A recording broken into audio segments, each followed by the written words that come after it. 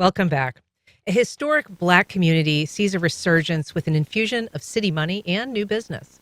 Here to discuss a new focus on the historic corridor, once known as Florida Avenue, is Nigelle Kohn, Executive Director of Florida Avenue Main Street Incorporated. Good morning, Nigelle. We're also joined by Avery McKnight, the group's board chairman. Good morning, Avery. Good morning.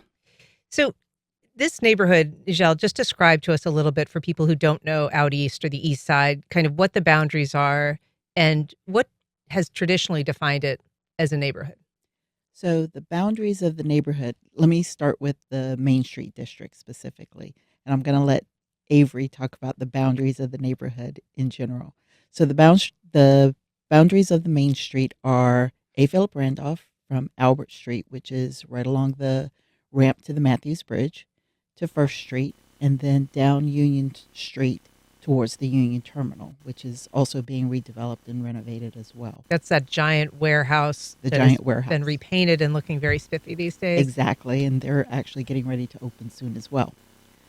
The boundaries of the neighborhood, and Avery, correct me if I'm wrong, the south side is the Matthews Bridge or Albert Street, all the way out to 21st. Are you speaking the historic district? The Just full neighborhood. The full neighborhood. Yeah. So the full neighborhood goes, I think it's Wigmore is the bike end of it. We consider that out 21st. That's Okay. what we call it. And then I do think we MLK, have a map that we can show on our live stream too as we're discussing it. So, but continue. and then MLK Highway or 20th Street Expressway, all the way over to Ionia. And this is a neighborhood, it's a historic neighborhood. There was a time when the street that is now known as A. Philip Randolph Boulevard was known as Florida Avenue, and it really kind of ran from the St. Johns River north into that neighborhood. That was sort of cut off over the years by the Right. sports complex and these various highway crossings. But it has retained, Avery, a very specific identity. So for people who aren't from the east side, describe what it's like. Describe what that existing business corridor is still like. I remember that business corridor back in the late 80s. It was bustling. It was a lot of businesses. It wasn't sparse like it is now. It was a lot of buildings, and everything was occupied. Everything. It was like a black mecca. It was very nice. And so now we still have about 10 businesses up there that are Black owned, and they either own the buildings where the business is situated, or it's Black owned. The buildings are Black owned. Yeah. Yeah. So, Nigelle, you are recently, I think in December, you were named the executive director of Florida Avenue Main Street Incorporated. There are a number of organizations in this historic neighborhood that have been active in recent years, Correct. including the historic Eastside Community Development Corporation, Lift Jacks. So why is Florida Avenue Main Street Incorporated also needed? And how is it going to work with or perhaps differently than those other groups? So the reason that they decided to create Florida Avenue Main Street was to have an organization that was 100% focused on reactivating the corridor. So it grew out of the Eastside Legacy Business Council, and the Business Council was responsible and working with all the businesses on the east side. But A. Philip Randolph, the Ave, is the gateway, really, to the corridor. And so between Historic Eastside CDC, between Lift Jacks, between the Eastside Legacy Business Council, as well as others, they felt that there needed to be a concentrated effort to redevelop and reactivate the business corridor because of its prominence as the gateway really into the community. There's a lot of synergy that's happening with the stadium and the stadium project and all of the development that's happening in the sports and entertainment district.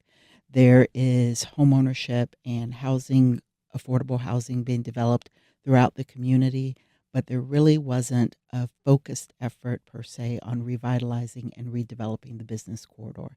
And so they felt that there needed to be that one organization that could work with the businesses, the property owners, to make sure that the attention that needed to be happening to rebuild, reactivate, revitalize, and stabilize the businesses that were there, to prepare for the growth that's happening in the sports and entertainment district, as well as the growth that's happening throughout the neighborhood itself. And so, what is your charge taking over this group? What is it that you believe that the avenue needs to happen, and what are you watching out for?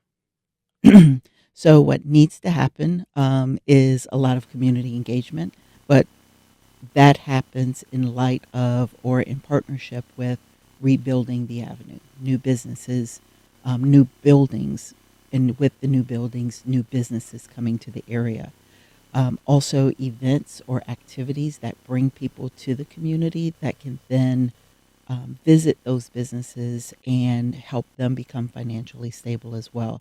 But also having opportunities for folks that visit the sports and entertainment district, having them have a place to come, eat, shop, work, play, and live, but doing that with respect for the neighborhood that is there.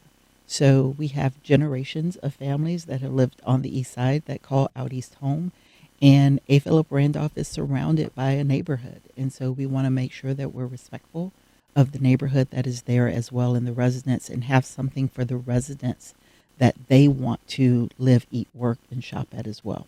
Avery, you're a business owner in the district there. Are you also from the East Side? Yes, ma'am. Fourth generation Eastsider. Okay. What is it that you are looking for with this revitalization effort, and what concerns, if any, do you have? So currently, I'm not a resident, but I lived on the east side up until I was about 19 years old, from birth to 19. And I left and came back, and I think I was 21. And so I moved again, but like my passion is the east side, but I'm also a business owner, and currently, so the businesses on the corridor was one of my concerns, but businesses on the east side as a whole. So when we had the East Side Legacy Business Council, our concentration was the entire east side, as Nigelle mentioned. But now with the Main Street organization, it's focused on a corridor, and so we do have a business on the corridor as well. And so we've seen a lot of growth recently on the corridor that we haven't seen, I think, since the decline after like the late 80s. So it's very promising, and I'm excited. But Main Street is very instrumental in the growth and progress and revitalization of the community. I mean, Main Street is about to be home to a major new development, which is a soccer stadium. Right. It's going to be right there at the corner of Albert Street and A. APR. Philip Randolph, and it is going to be a significant project, and it is going to really change the look of the entrance into that street, that corridor. Is the community generally excited about that project? Are there concerns about how it might change the nature of it, or impact the streetscape in a way that maybe isn't consistent with the existing, look of it? Correct. That project will change the way that APR looks, especially where it is, as, like I said, the gateway of the community. I think when it was initially announced, there were concerns in the neighborhood about what this would do to the community, between traffic, between having a stadium as the gateway to the neighborhood, but traffic. And then how was that business, how was the stadium going to collaborate with the community? Because I think that's what the community is interested in, right? It's not that we want to keep things out. We want development in the community, but we want development that is cognizant of the historical and cultural nature of our community. There has been over 6 decades of disinvestment on the east side, and so we welcome new investment in the community, but we want to make sure that that new investment is cognizant and collaborating with the residents, with the businesses, with the property owners that are currently there, so that they understand that that we want you to be a part of our growth. We want you to be a part of what we are trying to achieve as a community. I hear you saying that you want that to happen and they want that to happen. But is that happening? I mean, this project now is truly underway. The property has been purchased by the city, I think, for $1, these many acres, and ground is being broken. Yes. So are you satisfied with how that is going to be integrated, whether residents are satisfied with how they're interfacing with this stadium? So we've had some early conversations with the owners of the stadium. Those conversations will continue as we move forward. And so the owners of the stadium, LPT Realty, Nathan, will have all been open to these conversations, and those conversations will continue. Do you get the sense that there's some flexibility on their part about how, for instance, it might look on the facing side to A. Philip Randolph or the design of it at all? I think it's way too early to tell that right now. Okay. We've got a call from Stanley on the north side. Good morning, Stanley. Go ahead.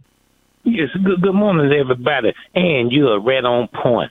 All your questions are right on point. But our research, the African American Economic Recovery Think Tank, our research show it's about gentrification. They are about to move those residents out of there and bring in new people. Now, I don't know who's running this sham, but it's a sham job.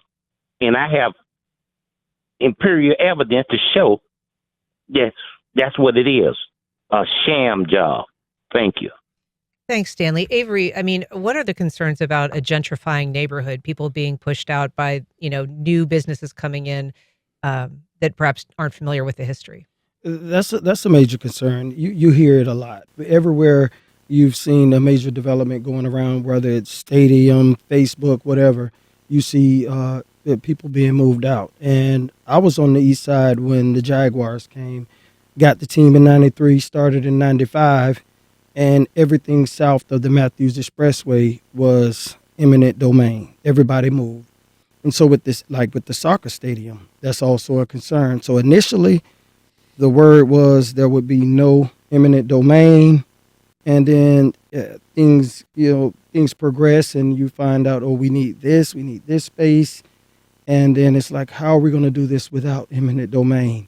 And it's a challenge because we connect, like we have the plus of the community, so we connect with those who don't have access to the powers to be, like Nathan or people with Marta.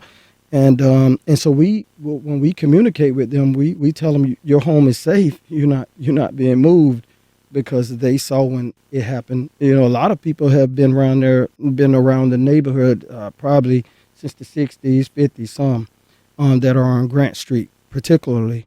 And so, yeah, that's a major concern. But out east is the largest intake African-American community in Florida. And so with that being said, that's something to pride ourselves on. We, that commerce is not any restrictions on it. If something's for sale, anybody can buy it. And so what we try to do, like organizations like Lift Jacks and the HECDC, is doing home repair programs. And so people can stay in place. We have organizations like Prosper in Place, which is an initiative, so people don't have to move out. And Project Boots, they're doing building. And so, and people that are moving in the community are also African American, and they're professionals. And so they're going to be people that be able to afford to stay there, because that's always a concern too. Once the development starts, the values go up, people sell, property taxes go up, people can't afford it. And so those all are concerns, but we're on the front end of it. And the good thing about being last sometimes is you get to see, you get a snapshot and see what happens in other places. And so it gives you an opportunity to investigate and research and see how we can, stave off the gentrification. And so that's what we've been doing. Nigelle, the community benefits agreement portion of this, major stadium investment that the city's doing includes millions of dollars for the east side. Is that something that Florida Main Street will have access to or be able to use or direct some of those funds? We hope so. So how that money is being distributed is still in consideration, so that hasn't been finalized yet. But yes, Florida Avenue Main Street hopes that we will be able to apply for funding and use that funding to help revitalize and rebuild the avenue. So we're in line like everybody else. So as we all know, those funds don't even start to become available. The city part doesn't even start to become available until possibly as early as the next fiscal year, which starts in October. And the JAGS money doesn't hit the streets until after the stadium is completed. And both of those are distributed over a period of time. So the city money will come in over a 7-year period, and the JAGS money comes in over a 30-year period. So it's not $115 million on the street day one. The money comes in over time from both sources. And what do you think, what metric do you think we should use to judge the success of this initiative, Nigelle, and what should we expect to see in a couple of years that you think will tell us whether it's being helpful? So the first metric, of course, will be new businesses and new buildings coming to the area. That's going to take some time. That's not going to happen overnight. But what we should also see are new visitors to the area. So we should see an uptick in traffic. The businesses that are currently there, hopefully we'll start to see an uptick in revenues because of the traffic that will come to the area. We should see beautification projects happening. We should see facade projects happening. Some of that's already taken place, even prior to me coming on board. So the businesses have had new signage, new painting. We've got some beautiful new murals in the area. Mm-hmm. We hope that will continue. We also will see, like I said, new streetscapes. We've got Groundworks Jacksonville, who will be bringing the Emerald Trail through the Eastside. So we're hoping to see that come up a Philip Randolph, but we're not sure that's going to happen. But you should start seeing more activity. You should start seeing more beautification, and ultimately you will see new businesses and new buildings being built along the Well, we avenue. look forward to watching it, and we'll hopefully have you back to talk about it as we continue. But Nigelle Kohn, Avery McKnight, thank you so much for being here today. Really appreciate it. Thank you for having us. All right. And we'll be back in just a minute.